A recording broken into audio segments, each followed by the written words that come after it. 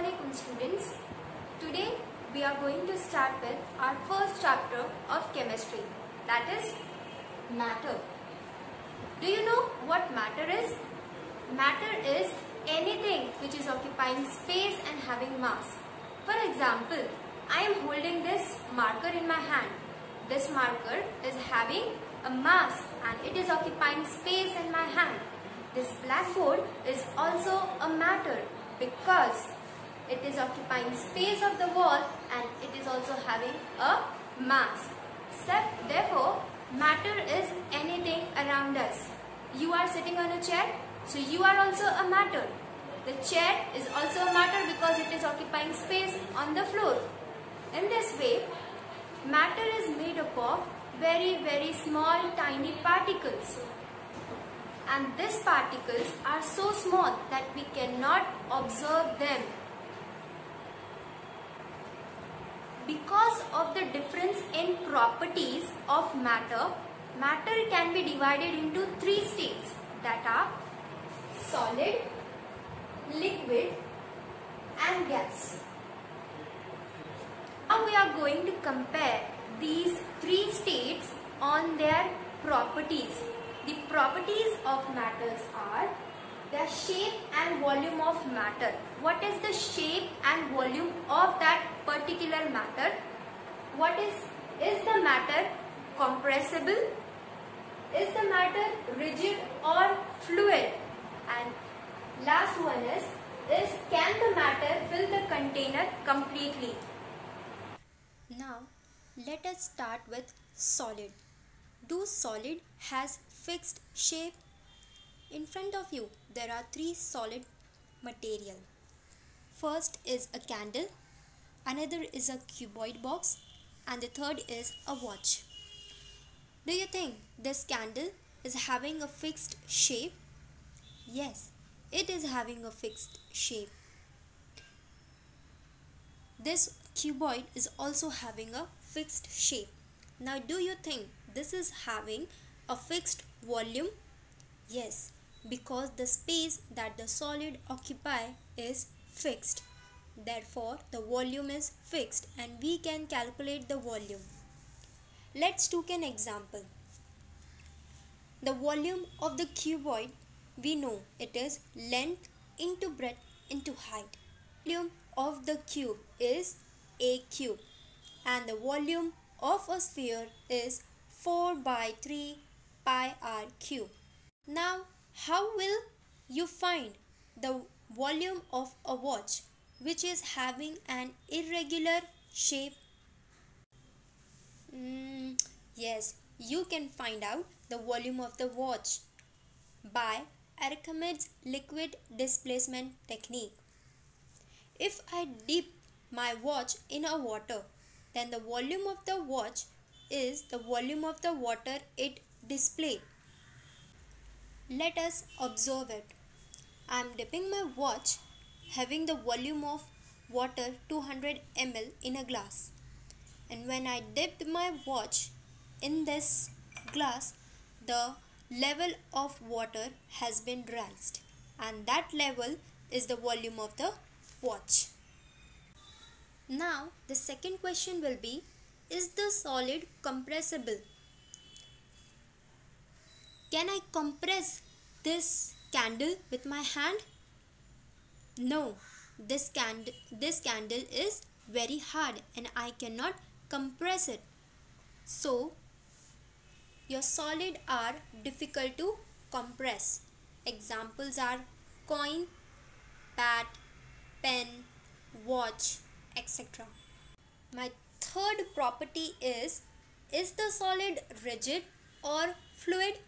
So my solid is rigid because it is very hard and the fluid substances flows. That is why my solid is rigid. And the last property is, do the solid fill their container completely? So if I am having this hard candle and I am putting it in the container, do the container gets filled? No. So your answer is no. Because solid is having its own mass, own shape, own volume. It cannot fill the container. Now let us look at liquid. Do you think liquid has fixed shape and fixed volume? Liquid has fixed volume, but liquid does not have fixed shape. For example, look in front of you. The glass is filled with 230 ml of water. If I transfer this water in the bottle, the volume will not change, but the shape will change. The water will occupy the shape of the bottle, but the volume will remain same. So liquid has fixed volume but do not have fixed shape. Now the second property of liquid is the liquid compressible? So let's take an example. If I take a water in a plastic bottle and crush it, are we compressing water? No, I am compressing the air inside the bottle. So liquid are incompressible just like solid. The third property is the liquid rigid or fluid? So the answer is very simple. Liquid can flow. So the liquid is fluid. My fourth property is, do the liquid fill the container completely? So my answer is no. Why? Let's look an example. Take a water in the bottle and the water in a glass. So the water is occupying its own volume. The rest of the container is air. Now we are going to quickly look at our third state of matter, that is gases. So do gas has fixed shape and volume? So the answer is no.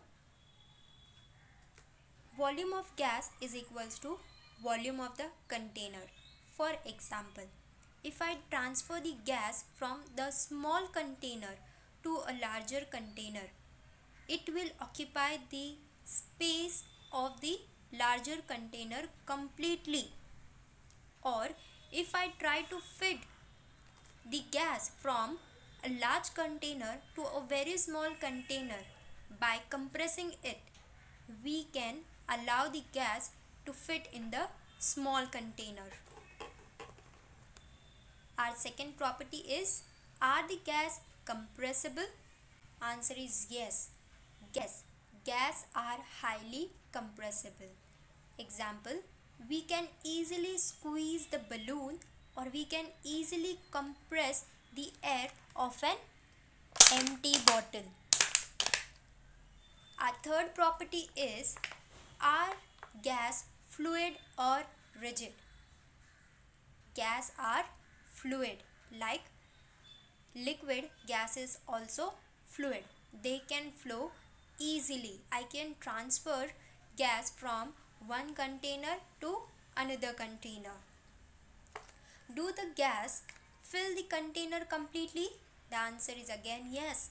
Gas fills the container completely, but the container must be closed. We all have gas cylinder in our house that is filled with compressed nitrogen gas at high pressure. Let us discuss the three states of matter based on particle theory. As we know, all substances are made up of tiny particles. The substance exists as solid, liquid, and gas. The particle theory explains the behavior of a substance in these three states. States of matter on a particle level is based on 3 points. Distance between the particles, force of attraction between the particles, and kinetic energy of the particle. First, we are going to look at solid. Example of solid is ice. So the particles touch each other in the solid particles. See, all the particles are so close to each other that the distance between them is very small. So our first point, the distance between the particles is small. The particles are strongly attracted to each other. Because there is less distance between the particles, the force of attraction is large. They tightly hold each other. They are not losing anyone. So, their force of attraction is strong. And the third point is they cannot move around because they are tightly held together. They cannot move from one place to another, but they are moving on the spot itself. So their kinetic energy is very low. Now we are going to look in liquid particle theory. So here let's take an example of water. As you can see, the particles are not tightly packed but not far away from each other. So the particles move around in and out of each other. So their distance between the particles is medium. They are not compressed or compactly packed. They are little bit away from each other. So the distance is medium. Second point is the particles are attract to each other but are not in a regular pattern. Therefore their force of attraction is weak. And as they are away, they can move a little bit faster now. So their kinetic energy is medium. Similarly, now we are going to see for gas. We are taking example as water vapor. You can see gas particles are far away from each other. The particles does not touch each other. Therefore, the distance between the particle is very large. Particles are less attracted to each other. Therefore, the force of attraction is very weak. They are very away from each other. That is why their force of attraction is very weak. And our third point is the particle move fast in all direction because they are free to move here and there. They can rotate. They are rotating on their own axis, but they are roaming from one place to another. So their kinetic energy is very high. So this was all about your first subtopic, particle theory. So we are going to continue now in our next video. Allah Hafiz.